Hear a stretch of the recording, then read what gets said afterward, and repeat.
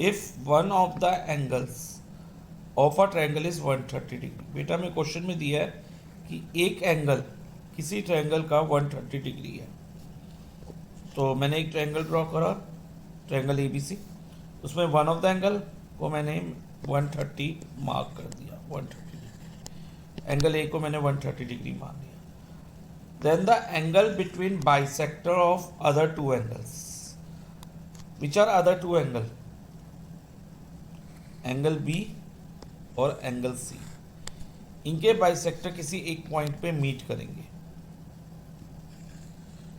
तो मान लो ये एंगल बी का बाइसेक्टर हो गया और ये एंगल सी का बाइसेक्टर हो गया, and let the meet at O, उन्हें हम ओ पॉइंट ओ पे मीट करवा दिया।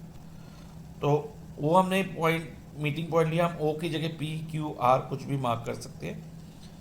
अब हमने फाइंड क्या करना है, हमने ये फाइंड करना है इन दोनों के एंगल बाइसेक्टर के बीच में कितने डिग्री का एंगल बनेगा, यानी कि एंगल बी ओ सी कितने डिग्री का होगा, ये हमें फाइंड करना है।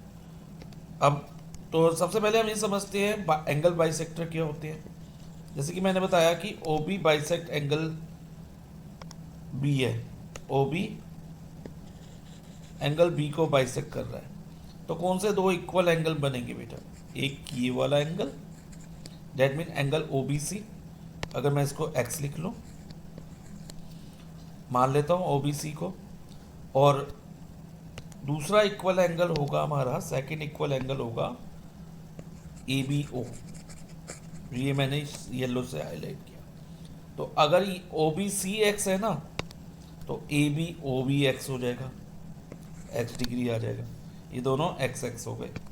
ठीक है बच्चे, तो एंगल बाइसेक्टर ने एंगल बी को टू इक्वल पार्ट्स में डिवाइड कर दिया। इसी तरह से ओ सी जब एंगल सी को बाइसेक्ट करेगा ना, तो कौन से दो एंगल इक्वल एंगल मिलेंगे मुझे, एक तो ये वाला ओ सी बी, और ओ सी बी किसके इक्वल होगा, ए सी ओ के, तो ये मैंने रेड से हाईलाइट किया। तो ये दोनों एंगल भी इक्वल हो जाएंगे।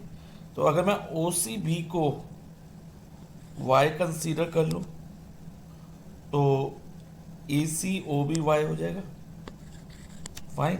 तो ये दोनों एंगल भी y हो गए। अब बेटा हमें फाइंड क्या करना है, एंगल बी ओ सी। कौन सा एंगल फाइंड करना है, एंगल बी ओ सी। तो बी ओ सी फाइंड करने के लिए हमें ट्रायंगल ओ बी सी में एंगल सब प्रॉपर्टी लगानी होगी। अगर हमें x और एंगल x और एंगल y का सम मिल जाए, तो हम angle B O C easily निकाल सकते हैं by applying angle sum property in triangle O B C. तो हम यही करेंगे। तो उसके लिए सबसे पहले हम बिगर ट्रायंगल को कंसीडर करेंगे, ट्रायंगल ए बी सी। तो हम लिखेंगे in triangle A B C angle A plus angle B plus angle C is equal to 180 degree, angle sum property.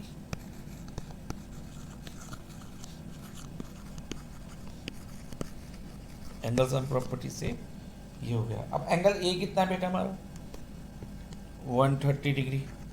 अब एंगल बी को ध्यान से देखिए ना बेटा, इसमें एक तो angle A B O or है विच इज एक्स, और एक angle O B C include हो रहा है, वो भी एक्स सी एस, दोनों इक्वल थे।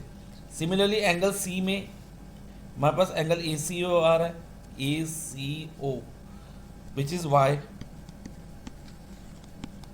और ओ सी बी भी आ रहा है, वो भी वाई है, इज इक्वल टू 180 डिग्री।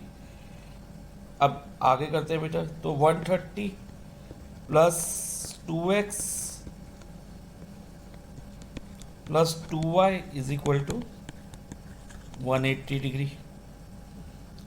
अब 130 को मैं 180 के साथ ट्रांसपोज कर दूं, तो मेरे पास क्या आएगा बेटा, 2x plus 2y is equal to 180 minus 130। So 2x में से और 2y में से हम 2 कॉमन ले लेते हैं, तो 2 in bracket x plus y रहेगा, इज इक्वल टू 180 में से 130 माइनस किया तो हमारे पास 50 डिग्री आ गया, फाइन। अब what would be the value of x plus y? देखो बेटा, x प्लस वाई की वैल्यू होगी 50 डिवाइडेड बाई 2, क्योंकि इधर ये मल्टीप्लाई है तो इधर आके ये डिवाइड कर देगा 50 को। So x plus y is equal to 25 degree. अब हमारे पास x प्लस वाई की वैल्यू आ गई, बट हमें फाइंड क्या करना है?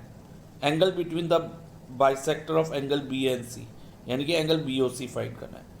तो एंगल बी ओ सी कौन से ट्रायंगल का पार्ट है? ट्रायंगल ओ बी सी का। तो हम लिखेंगे in triangle O B C angle B O C plus x plus y, तीन ही एंगल है ना, बी ओ सी है एक, और एक एंगल एक्स है, बी वर्टेक्स बी पे एक्स है और वर्टेक्स सी पे वाई है, is equal to 180 degree. Angle B O C में ही ऑब्जर्व करना, ओ बी सी या बी ओ सी में। सो एंगल बी ओ सी को हम ऐसे ही रहने देते बिकॉज ये हमें फाइंड करना है। और x प्लस वाई कितना फाइंड किया हमने बेटा? 25 इज इक्वल टू 180। अब angle B O C will be 180 minus 25, और अगर 180 में से अगर हम 25 माइनस करते हैं तो हमारे पास आता है 155 डिग्री। So our answer is 155। So option D is our answer.